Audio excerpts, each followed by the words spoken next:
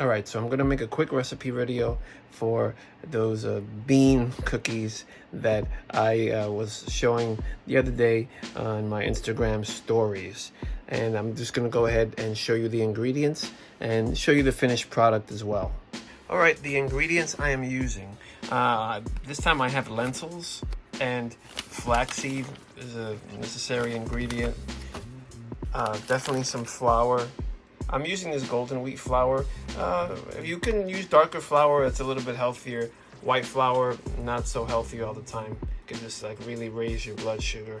I'm using apple butter as well.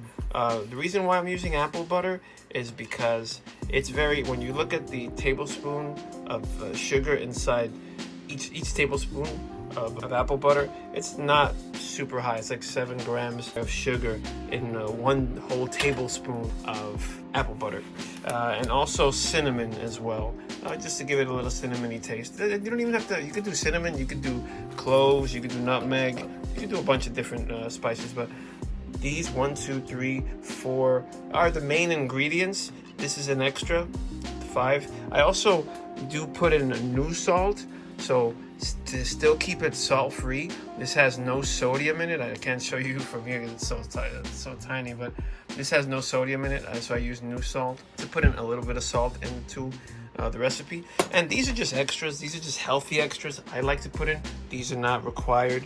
This is some psyllium husk for extra fiber in the cookies, even though they're going to be full of fiber since they're beans already, and some wheat germ. I'm going to go ahead and put them into the food processor and then lay them on the sheet, and I'm going to show you all that in a moment. Also, before I start blending everything in the food processor, I'm going to go ahead and start to preheat the oven to 350 degrees. I also wanted to note with the lentils, I buy them kind of the dry lentils and then just soak them and then boil them and just store them. It's cheaper that way. You could do this with canned lentils as well. Another like little tip, which is not for this recipe, but that liquid that comes in the can with beans, or when you soak them after that liquid, you keep that liquid. You can do a bunch of different recipes with that. For me, I use it as an oil alternative. Like if I want to put some kind of something similar to oil on salads, that aquafaba, that's the liquid, that comes in like cans and that you can get after soaking lentils. You could use that as an oil, like I said, alternative for your salads. There's other recipes you can use that aquafaba for. I think like making marshmallows and stuff like that, making meringues. Keep that liquid. That liquid is you could use that liquid definitely. So I used about 1.5 cups of lentils. With the new salt, just sprinkle it on. I don't really measure it too tough. That's it. Same with the cinnamon. I just sprinkle it on there. Just want to make this nice and easy. I like cinnamon, so now we're gonna add about 4 tablespoons of apple butter. I put in 4 tablespoons of flaxseed meal next. The flaxseed, it helps things kind of stick together. So the flaxseed's important. And also you get your omega-3s with that too. I put in about 3 tablespoons of whole wheat flour. Like I said, the darker the flour, the better. White flour, not so much, but if you can get darker flour, even though this is maybe like off-white, but the darker the flour, the better. Maybe like some dark rye flour or something like that. We're getting ready now to process this. I put everything in. If you want to keep these gluten-free, you can use a gluten-free flour if you want. That'll make it gluten-free because the beans already are gluten-free if you wanted to do that. So let's pulse this, get this into a mixture, and then we'll go ahead and put in the raisins and the chocolate. We're going to do raisins as well in this one. And I just wanted to make a note here. I've already just processed this a little bit, but you can already see the consistency, the dough-like consistency that is made, even just with a little blend and all those ingredients together. Now, the raisins and the chocolate, I'm just gonna put them in there. I'm just gonna blend it a little bit because I don't want it to get too chopped up, but I'm just gonna put it in there so that it can blend together with the dough before I put it on the baking pan. And if you want to make these less sweet, you don't have to do chocolate and raisins. I'm doing chocolate and raisins tonight, but you could do just one. You could do both. You could even maybe add in a little bit of more apple butter and just keep them plain if like sugar is like a big issue. All right, so I'm doing just 1 entire box of raisins. Just toss that in there. Make sure we'll get all that. And then For the chocolate, I would say I have this much chocolate. I'm not gonna put all of it in there, but maybe like 2 tablespoons of chocolate chips, 2 tablespoons, 2.5, and then we'll see what we get. All right, so let's go ahead and blend this in. Like I said, 2.5 tablespoons of chocolate chips and 1 box of raisins.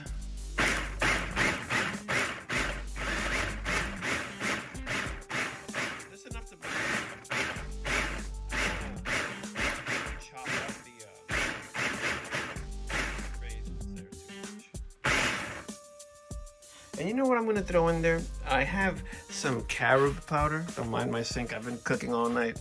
I'm going to put in some carob powder. That's going to give it a little bit of extra, like a little bit of a chocolatey flavor. Not a overwhelming, but a very light chocolatey flavor. And I'm also going to put in some peanut butter powder. Like I said, these are just extras. You do not have to do this. If you don't have peanut butter powder, I just do peanut butter powder because it's less fattening. But you can just do regular peanut butter. Just throw in a tablespoon and give it a little kind of peanut butter chocolate flavor there. And it probably would have been a little bit better to do this before I put in the chocolate and the raisins. But we're freestyling it right here. And that carob powder and peanut butter powder, I didn't even measure it. I put in maybe like half a tablespoon.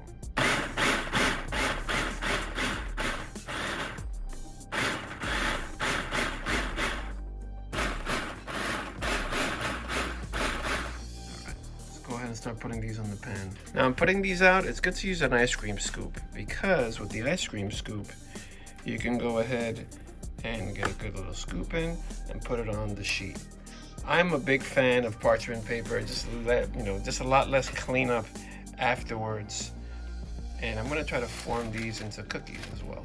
I have to put the phone down now. I gotta use 2 hands here. All right, so maybe just 1 cup of lentils. You don't need 2 cups because I had to use I only have 1 baking pan, so I had to use the pizza pan to go ahead and fit everything. And I try to flatten them as cookies as well. They're big cookies. I mean, this is my finger, and see how big those are there. But maybe just 1 cup of lentils or chickpeas, not a 1.5 like I did here. Now we're gonna put them in the oven for 15 minutes. Take them out.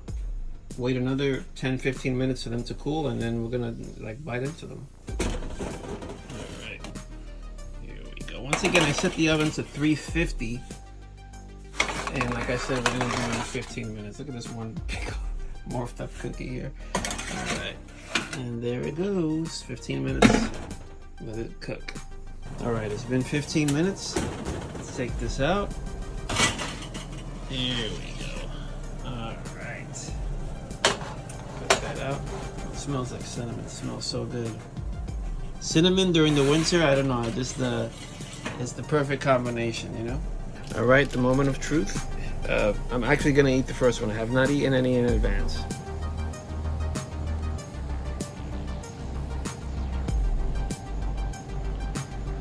Tastes delicious. I really taste the peanut butter I put in there, and I didn't put in a lot. See the raisins and chocolate chips there, and once again, it's not falling apart. It's staying together as a cookie would. And if you have any thoughts or comments, just post it down below. Any questions? Like I said, vegan, no salt, oil-free. I didn't put in any oil, as you saw. You could even, if like sugar is an issue, I don't know of another alternative to the apple butter, but you don't have to add in the chocolate or the raisins. It still tastes pretty good. So, thank you so much for watching.